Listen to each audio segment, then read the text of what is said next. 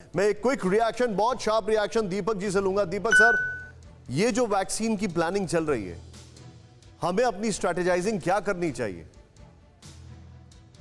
Sir निशान जी, हम तो हेल्पलेस हैं। यदि वैक्सीन यदि लोग लगवाना चाहें और उनको वैक्सीन नहीं मिल रही हैं, देखिए डबल क्राइसिस से हम लोग चल रहे हैं। एक तरफ लोग हैं जो वैक्सीनेट होना चाहते हैं, उनके लिए वैक्सीन नहीं अवेलेबल या स्लॉट्स नहीं मिल रहे हैं। दूसरी तरफ हेजिटेंसी है, लोग लगवाना नहीं चाहते। तो हम करें तो करें क्या? तो कुल मिला के बहुत बड़ी चीज़ ये है कि कैसे कितने जल्दी कहाँ से लकीली ये है कि कम से कम 25 से 27 ऐसी वैक्सीन है जो फेज 3 ट्रायल्स में हैं। तब उम्मीद करी जा सकती है शायद कि कुछ संभावना हो पाएगी। पर ये बहुत बड़ा एक बड़ा पोटेंशियल स्टेप लेना पड़ेगा सरकार को, केंद्र सरकार को पर्टिकुलरली, कि कैसे कितने जल्दी वैक्सीनेशन प्रोग्राम को मोटिव और मोशन दिया जाए। बहुत आप जो बोल रहे हैं, लेकिन यहां पर ये वाकई में ये जो ग्राफिक्स हम दर्शकों को दिखा रहे हैं, ये बताता है कि ये फॉरवर्ड लुकिंग कंट्रीज की कितनी फॉरवर्ड लुकिंग स्ट्रैटेजीज होती हैं।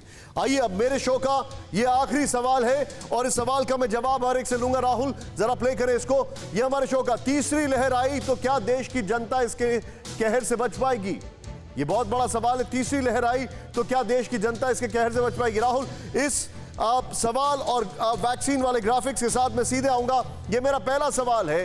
राजू सर, आप क्या कहेंगे?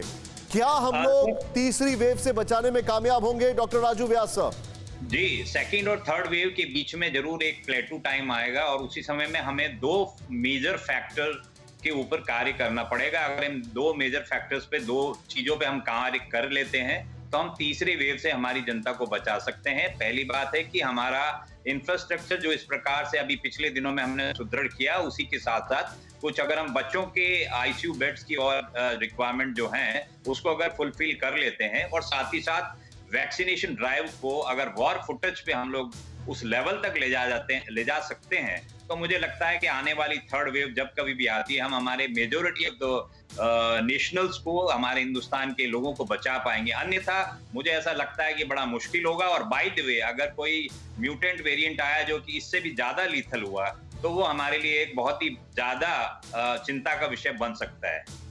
आप जो बता रहे हैं, क्विक रिएक्शन यहां पर। दीपक सर, मैं आपसे समझना चाहूंगा, वैक्सीनेशन अगर हुआ नहीं है, जो कि लगता नहीं है, और अगर अगस्त में थर्ड वेव की बात हो रही है, तो कैसे बचेंगे हम?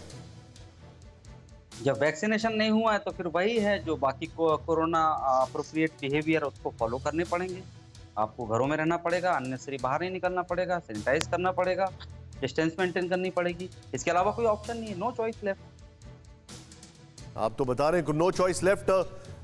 ज्ञानेश्वर जी, क्या क्या होगा एनालिसिस आपका?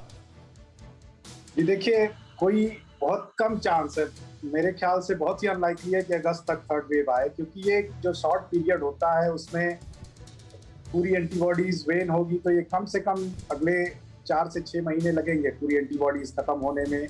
और इसके साथ हम स्लोली जो है वैक्सीन ड्राइव ऐड कर रहे हैं, तो वो हमारे लिए हेल्पफुल है, क्योंकि धीरे धीरे लोग वैक्सीनेट हो जाएंगे और उनके भी जो एंटीबॉडीज डेवलप हुई वो जल्दी 6 से 12 महीने। मैं आपसे ये जो सवाल पूछ रहा हूँ, ये एक बहुत महत्वपूर्ण सवाल इसलिए है क्योंकि भारत में कोविड अप्रोप्रिएट बिहेवियर तो दूर दूर तक नहीं दिखता। ये बहुत मुश्किल है, मुझे नहीं लगता कि ये इस अप्रोप्रिएट बिहेवियर को लेकर के हम चल सकते हैं। हाँ, हमें अपनी इम्यूनिटी और अपने अदर मेजर्स को लेकर के चलना ज्यादा बेहतर है। आप जो बता रहे हैं ये वाकई में बड़ा इंपॉर्टेंट है। फिक्र आपकी, सोमवार से शुक्रवार रात 9 बजे सिर्फ TV9 भारतवर्ष पर।